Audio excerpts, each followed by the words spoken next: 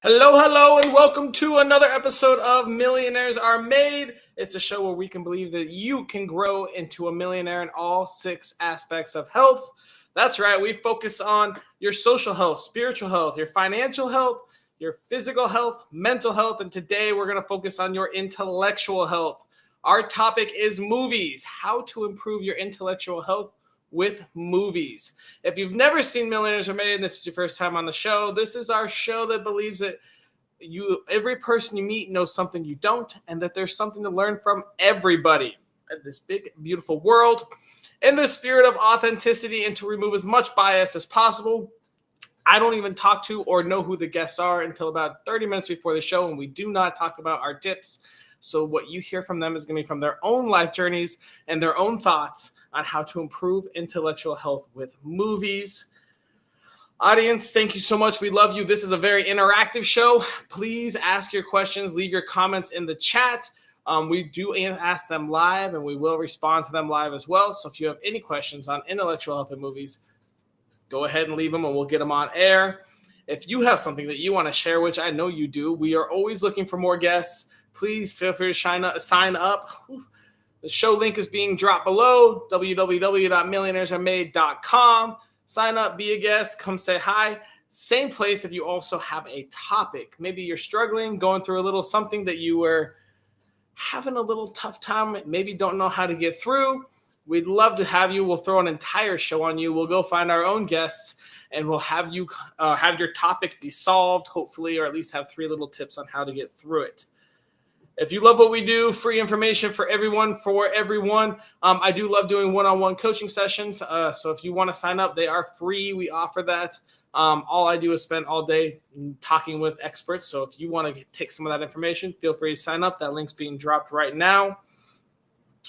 And without further ado, we're going to bring out one of our favorite guests here. Her name is Jen, and we can't wait to hear what she has to say about intellectual health and movies. Jen, who are you? I'm Jen Fredericks. I am a prosilience coach or proactive resilience coach, and I really like to support caregivers of patients with chronic illness and just make their days go a little more easily and relieve some of that suffering with tips and tricks and emotional respite. And that's what I do. Yeah. All right. Awesome. All right, Jen, I've got an important question for you. If I wanted to improve my intellectual health with movies, what tiny piece of advice would you give me? Have you ever watched Bill and Ted's Excellent Adventure? No. With our friend Keanu Reeves, and I believe it was Alex Winter. But basically, they're 2 really kind of not with it high schoolers, and they need to pass high school so that they can go on to release the music that will help millions. And in order to do that, they're sent through time to go back and learn all they need to learn for their final history exam or something like that. So you can watch Bill and Ted's Excellent Adventure, and you can learn about Socrates, as they call him, or Socrates. You can learn about Billy the Kid. You can learn about Napoleon and all of the wars. And then also it's really cool because you can see modern life through their eyes. So Socrates, Billy the Kid, because they bring them back in time to their current era, and they get to go experience, them all and see what modern life is after they've lived hundreds of years before Bill and Ted. So essentially, it's kind of like a movie that helps explain history rather than just reading it in a book. Yeah, and I mean, it's loosely, right? And I'm kind of joking with this, but the idea about intellectual health, right, is ways to like look at things differently and be creative and expand some of your knowledge. And so that was kind of my jokey joke, but for real, it could give you an insight into, what it could be like to learn about these historical figures. I would really suggest just going to history class. But that's my jokey joke. But my real thing is looking at movies as a way to expand your understanding And as we expand our understanding, we can also broaden our intellectual health because we aren't keeping ourselves in those boxes of thought that we tend to be in without going and looking at and being curious about how other people think and believe and live. Awesome. Yeah. Well said. Well said. Yeah. So intellectual health in movies, I mean, obviously there's documentaries which try to find truth but still have bias. And then there's fiction where there's, essentially it's just a story. There's based on true stories. But I mean, a lot of it is you getting to live through the eyes of the director, right? Yeah, exactly. And actually the two movies that truthfully I thought of when coming on this show were both directed by Christopher Nolan. And if you take a look at Christopher Nolan's breadth of work, he tends to really dive into some deep ideas and thoughts and themes of human experience. And so I really, the ones that came top of mind were Memento, of course. That one's, I think, back in the early 2000s. And then I really love Inception. And I still don't completely understand all of Inception. It's, I forget when that was released, but like Leonardo DiCaprio is in it and Tom Hardy and, that movie I think is super cool. And each one of those movies bring forth an idea of a truth that the director is working on and thinking about. So I have a tip, but I'm going to save it. But if I think about Memento and I think about Inception, I think about ways for us to step into someone else's shoes, like you said, and experience the world through a different perception or perspective and a different set of eyes. And especially Memento, I'm not going to give any spoilers, but it was like the way that it was filmed, the cinematography, the story, the way that it's edited together. I found this really great description of it in Medium by Sean Platt, and he just describes it as this puzzle box of a film. It's jagged and disoriented. It's fragmented. It just leaves you wondering what's going on. And so you're actually like bringing to mind and using your intellect in order to figure out where you are at in the movie and where the character is at in the movie. And so I think that was really great because it helped us see and it helped us live in someone else's shoes, which actually can open us up to what is truth and what is reality. And it also reminded me of and it reminded me of an experiment my daughter did at a summer camp where she actually was put in a lab that had her experience life as someone with dementia. And, they were disoriented. The lights were off. They had like plastic spikes on their feet because sometimes people with dementia have that type of sensation all the time. So movies are a way, like you said, to put ourselves in someone else's shoes and understand the world in a different way. Yeah, I mean, it's that's a great example. I like your Inception too, because Inception, if you really, he obviously Nolan has underlying themes, I believe, but it's definitely entertainment first, right? He's got big budgets, and he's got to make his money. But even the Batman, the Batman trilogies too. But I mean, the Batman, that's what I was first thinking of when you said Nolan. You've got mental health that he's kind of enlightening, even more when Joker came out, but you've got, alternate realities with Inception, the dream inside of a dream, and, possibilities of different universes or timelines and all that kind of crazy stuff that really makes you think.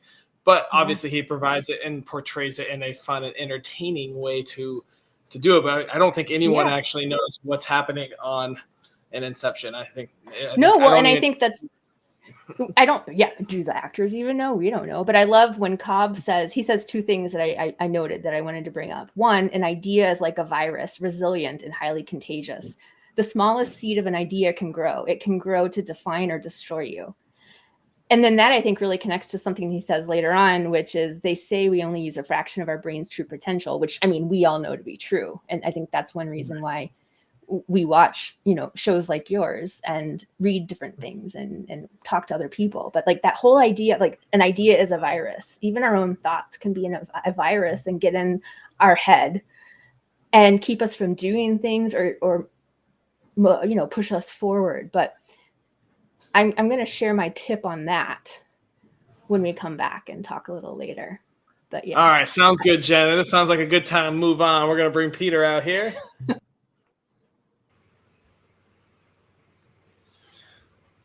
Hi. Peter, question for you. Who are you? Okay, so my name is Peter Banigo. I'm a part-time digital nomad. I used to be a serial entrepreneur in my former life. I have PTSD from that right now. Then for the last 6 years, my focus has been to help businesses use tech to gain an advantage over their competitors. And I do that through my business, Target ICT, through my podcast, the Tech Your Business podcast. So that's just the summary of me. All right, good, quick little summary. It's hard to summarize yourself in 20 seconds. Huh? All right, Peter. Let's get to the nitty gritty. If I wanted to improve my intellectual health with movies, what tiny piece of advice would you give me? The funny thing is that I'm not really a movie person, but I think one thing about movies is that when I think back about it, after books, most of my worldview, most of the ideas I have about different places, about different things, were all shaped by movies I watched. So like when I was smaller, younger and all that. And thinking about the topic, I think a tip I would give is that the best way to discover a good movie, or let's say you're not watching the movie for entertainment, you want to learn from the movie, the best way to learn from that movie is something I do when I'm on the dates, which annoys everybody. I've not seen anyone else who does that or who likes it. I usually Google the movie. I usually read the plot. I usually check it out on Wikipedia before I watch the movie or while I'm watching the movie. And why do I do this? I do this because if a movie is good, if a movie is interesting, if you're going to be captivated by the plot, you'll be interested in it after reading the plot. The plot is like maybe a couple of lines. It's not it doesn't cover every move and every camera angle in the movie. So for me, I don't really miss anything. I don't really see that as a spoiler. I really enjoy movies after reading the plot. And that way, a lot of times I'm easily distracted. So a lot of the times, if I'm watching a movie and I'm waiting for suspense, it distracts me from what's actually happening. But if I've read the plots, I know what's going to happen. I know who's going to meet who is this and who is that. I'll usually just watch it, appreciate the camera angles, appreciate the quality of the shoots, appreciate the quality of the acting, and still learn more improve myself intellectually more than if I just got in and wanted to be hooked by the suspense. So I think that's one thing I do. That's one tip I have that's really helped when the few times I watch movies. I love it. Yeah, it's always good to, it also lets you catch a little. Sometimes when you watch a good movie, you're like, man, I got to watch that again and see all the other things, because there's so much to a movie, right? Everything I missed. The story, the acting, all this stuff, and then the behind the scenes kind of stuff. But all right, hey, Peter, where on your life journey did you learn that tip? When did you start reading the plot before going in to watch the movie? I think I learned that when Wikipedia came out. I'm a bit old, so when I was younger, when I started watching movies, there was no Wikipedia back then, so I had to be forced to watch everything. But I think growing up, I think maybe, I can't remember, maybe 10, 15 years ago, they started having the plots of most movies on Wikipedia, and I'll Google and I'll be like, oh yeah, this I can read from the movie, and I'm like, oh yeah, I actually enjoy the movie better than when I just go in and watch it. So I think since then, that's when it happened, when I started doing this. Nice. Awesome. All right, Peter, we're going to move on to our next guest. We've got Bree in line waiting. Hey, Bree. Hi. Answer this. Who are you? So I am a transformational and healing coach. I am a mom of two and married to my high school sweetheart. I do tarot, oracle, life coaching. So kind of do a little bit of everything. I'm also a caregiver. Oh, wow. All right. All around. Many Well, let's see what you've got about this. If I wanted to improve my intellectual health with movies, what tiny piece of advice would you give me? to keep an open mind. Ooh, So that's good. Tell me more. yeah, that one for me, it's a little opposite of what Peter is saying. I used to read reviews and go in to watch a movie, and then pick what I wanted to watch based on a trailer or looking it up. And then I missed out on a lot of movies because I thought from the description of reading it that I wouldn't like it or I wouldn't learn something from it. And so I think there's a lot of movies that I probably still need to see. But to bring up one that I have two actually, but one that I've watched since I was little, when I was transitioning from that watching cartoons and Gullah Gullah Island to real movies. My Nana had a movie called The War that was out. And I was like, I don't want to watch a grown-up movie. And she said, I think you need to keep an open mind and watch it because it might surprise you. And that is my favorite movie to date. I watch it with my kids. I've watched it every year. It's just one of those movies that I think is so good and everyone needs to see it. All right. So open mind, watch Yeah. a movie that's recommended to you, and just see if you like it. So Yep, you and I kind of think told her this. Maybe go ahead. I think it's just like also engaging in that discussion because once you watch something, like you said, going back and watching again and kind of, I like to discuss with my husband what we watched after we watched it because he picks up perspectives that I didn't. So you get to Yeah. see both people when they watch it, what they got from the movie. And so a little clip I wanted to say from the movie, I don't want to like spoil the movie for anybody who hasn't watched it, but it's called The War and came out in 1994. But there's a boy named Stu, and they grew up in Mississippi in a poor town. He got in a fight with a kid, one of the Limp Nicky kids, and he, got the crud kicked out of him. And they were at the fair, and his dad had bought, which they didn't have any money back then. They're very poor. He was back from the Vietnam War. They had bought cotton candy with the last of their money for the mom and sister who couldn't come to the fair. And the kid got in a fight, and the dad ended up giving that cotton candy to the boy that beat up his son. And the son said, why would you give Ma and Lydia's cotton candy to the boy that just beat me up? And this dad said, because it looked like he hadn't gotten nothing for a long time. And that line has stayed with me my whole life because we never know what someone's going through. That is very true.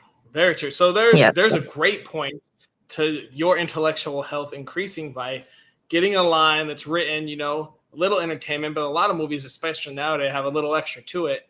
Maybe a little lesson, and it's like you took a good lesson from there, and it's been affecting your whole life. So that's pretty cool. Yeah, just that hurt people. And so sometimes a little bit of kindness goes a long way. That's true. Very true.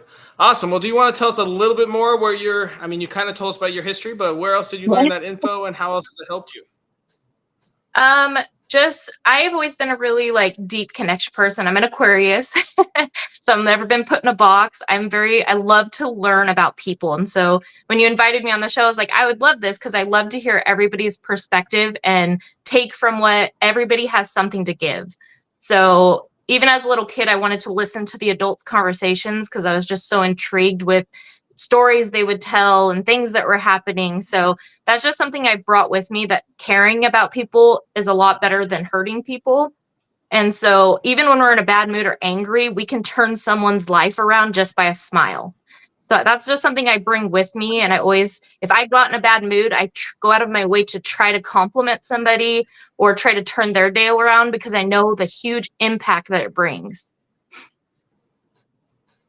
That's so true. So true. Awesome. Well, thank you so much, Bree. We're going to bring everyone out now, and we'll go over some audience. Post your questions now if you'd like, or we'll go over each other's tips as well. So let's start off with Jen. Jen, can you super, super fast refresh what your tip was? Right. So in Inception, one of the key quotes is, an idea is like a virus, resilient and highly contagious. So my tip would be to always ask, is that true? And is that true for who? Is that true for you? Like, not everything is a universal truth. So is that true? Remember Almost that nothing things is are not as universal. they seem. Remember that things are not as they seem. They're how we see them. What'd you say about universal? I said almost nothing is a universal truth. Right. That's But a whole nother a story. lot of us go through life believing that they are universal truths. Right. All right. Hey, Peter, what are your thoughts on Jen's tip?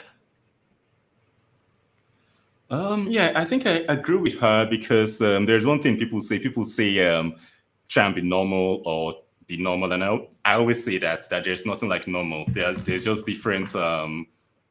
Everybody deviates in a different way, and at different times in history, in different environments, in different cultures, they have their own definition of normal. So that normal might be different from your own normal or what is comfortable to you as your normal. So I'll just say, be yourself. Don't stress anyone else out. That's a good point. Good point. Bree, what are your thoughts on Jen's tip? I 100% agree with that. So, like the saying of be yourself unapologetically.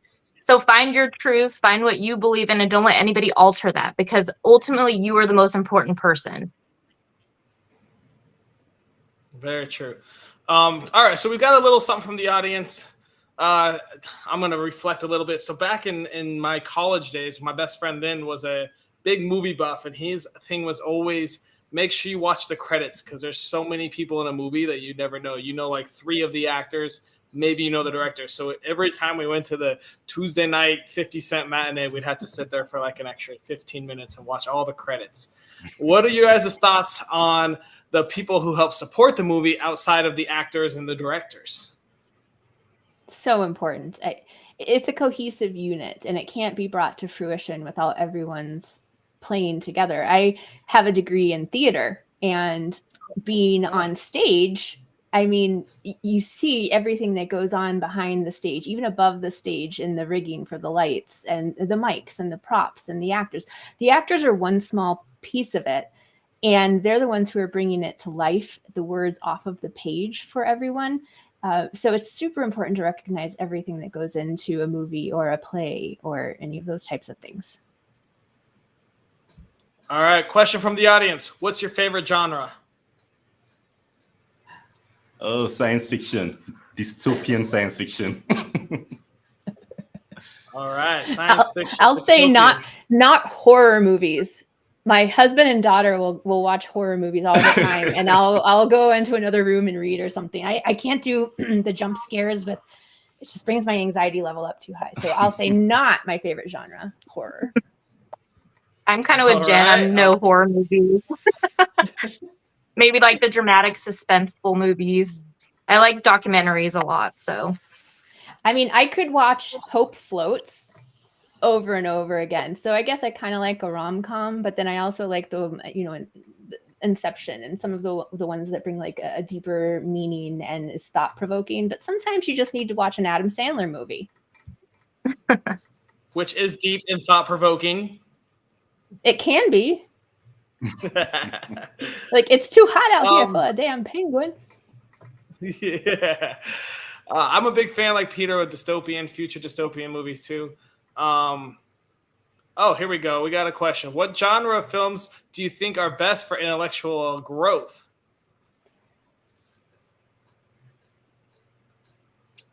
I think you can take a little bit from all the genres, honestly, because I recently watched I hate horror movies. I don't do it, but my daughter insisted that we had to watch the movie Tarot that just came out because I do tarot and oracle.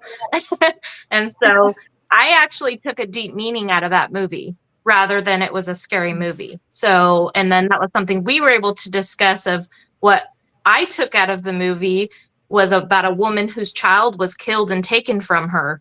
And so that hurt she brought on to others. Whereas my daughter saw it as a horror movie, and she's 12, by the way. So we were able to discuss that where I took a deeper meaning out of that movie. So I think there's a little bit to learn about every genre of movie. Mm-hmm. I agree. I even think if you maybe take some time with the characters. True. Yes. I mean, speaking of horror films, with favorite movies is The Purge. And the deeper meaning is literally all about society and what possibilities there are. I mean, talk about intellectual, you know, do you save your family? Do you save a random man? Do you do this, do that? What are your consequences? That entire movie, The Purge, is filled with some of the toughest questions that family may have ever had to answer in their life throughout that hour and a half of sheer terror. That is a good I one. think that's what I like about the dystopian movies too, because unlike the movies where they are shot on our present reality, those ones are shot maybe on an alternate reality, on things that are not there. So they really make me think, oh wow, this can happen, this might happen, what was the possibility, how possible can this be for us to go from where we are to whatever is showing up here. So I think they make me think a lot. So I think that helps. I agree with that, Peter. I like the thought of, oh man, what couple of things could happen that would push us into what we're doing now. All right, what's your favorite? All right, what are your guys' top 3 movies as of right now? Oh gosh. I think the audience is asking you, though. I think you should answer first. Let's see. Okay, I'll answer first. So one of my all-time favorites is Garden State, and it's one of the movies that I think is the funniest movie out there. And every time I watch it, I catch something new. And I also especially on intellectual health, I think it explains a little bit of mental health and the difficulty of relationships and death and grief. And I think it has a lot of that all in one little movie with a bunch of little funny scenes in between. So big fan of the Garden State. Good job, Zach Braff. Purge is a really good one too, because I do like horror films, but I also like the kind of dystopian, the possibility, and I like the difficult thought. I mean, you could talk intellectually about The Purge after watching it for hours on the difficult choices there. You know, my daughter's life versus these 5 people's life versus, oh my gosh, treating your neighbor right. I mean, you can go into so many topics of discussion there. Another good one is Eternal Sunshine for the Spotless Mind. I thought that was a really good play on the difficulty of modern life in general. And it was kind of a cool dystopian option as well. So I guess I lean towards that as well, pretty well as well, Peter. What are you guys' favorites? When do you take over? I really like Dogma. I forget who the directors are, but that's a great one. Like any of the one, like Mallrats, Dogma, those types of kind of comedies. I also really enjoy Spanglish, which is a great movie that Adam Sandler is in. So I get a little bit of Adam Sandler with a little more, content or deeper meaning. And then I usually don't like a lot of action films, but during COVID, my family and I ended up watching all of the Marvel movies, like in order. I think I'm saying the right universe. I think it's the Marvel universe and the Guardians of the Galaxy. Like I really love that movie. I think that one was fun because I love the music, I love the humor, but I also love the mission that they were on. So. All right, I agree. All right, guys, we are at the point in our show where we need to come up with our daily challenge. So this is something that we all are going to challenge ourselves as well as our audience to do every day. The rules: it must take less than 5 minutes a day. It must cost $0. It must be available to anyone in the world from Japan to Nigeria. And it must be something that improves our intellectual health with movies. What are your thoughts for that challenge? I think definitely, like how I said, being open-minded. I think maybe we could give some suggestions of movies that we all haven't seen and try to make a plan to watch at least one movie or maybe 3 movies that we have never seen. And then maybe engage in discussion about them with friends, family online. Yeah, I'm thinking that I just thought of that. I think probably a movie in a genre that you would never watch. Yeah.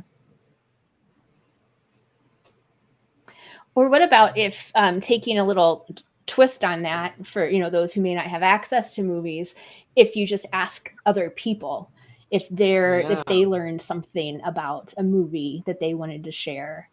I am totally down with trying to watch 3 movies a week. I'll do that. But maybe for those who don't have that access, we could, they could just instead say, hey, person on the train next to me, what's your favorite movie and why? That engaging in discussion, yeah. Yeah, we could make this easy and super fun. So we all have at least 3 or 4 favorite movies.